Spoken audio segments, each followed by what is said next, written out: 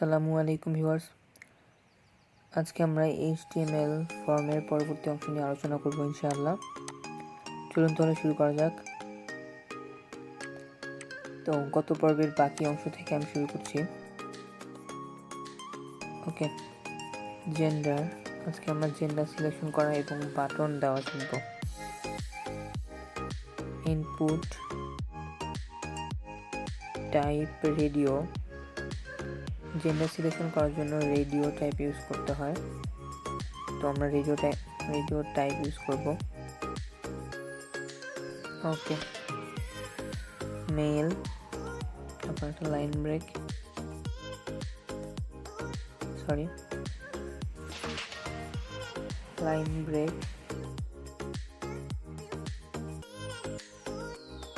Input type radio,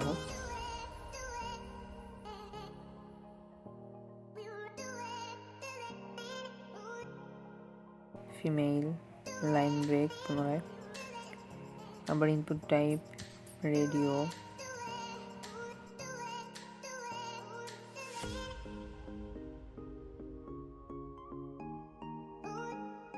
others.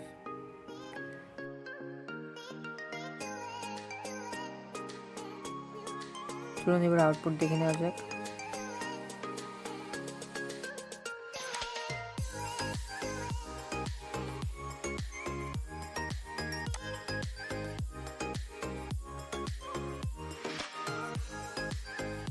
এবার দেখতে পাচ্ছি আমরা আউটপুটে সবগুলো অপশন সিলেক্ট করা যায়। তো এই সমস্যা দূর করার জন্য এখানে নেম অ্যাট্রিবিউট ব্যবহার করতে হবে, এবং নেম অ্যাট্রিবিউট যে তিনটা অপশন আছে, মানে যতগুলো অপশন থাকবে ততগুলোতে একদম হুবহু সেম হতে হবে। দেখুন আমি সেম লিখছি।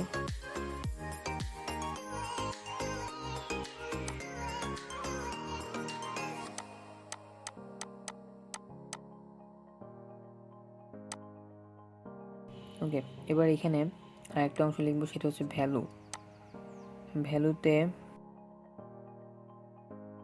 মেলের জন্য মেল, ফিমেলের জন্য ফিমেল, তারপরে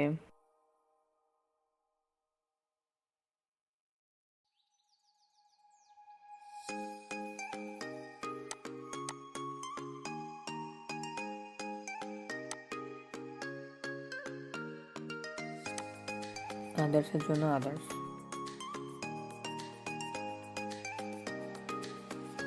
এই যে দেখুন এবার যেকোনো একটা অপশন সিলেক্ট করা যাচ্ছে।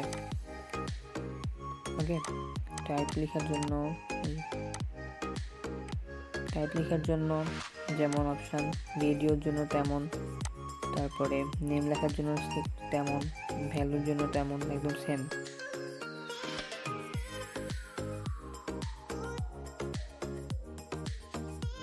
ওকে, এবার বাটন অংশে চলে যাওয়া যাক।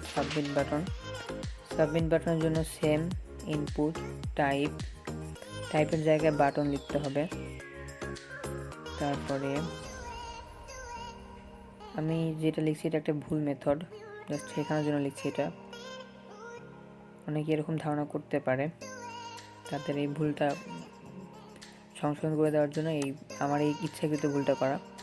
দেখুন এমন করলে কিন্তু যে এখানে জাস্ট বাটনটা নেবে না, তো এই জন্য এখানে করতে হবে বাটনটা মানে ট্যাগের বাইরে না লিখে বাটনটি ভ্যালুর জায়গায় লিখতে হবে। ভ্যালু লিখে সাবমিট লিখতে হবে। বাটনের নেম, বাটনটা কী নামে থাকবে সে নাম লিখতে হবে। ভ্যালুর জায়গায় বাটনের নামটি লিখতে হবে।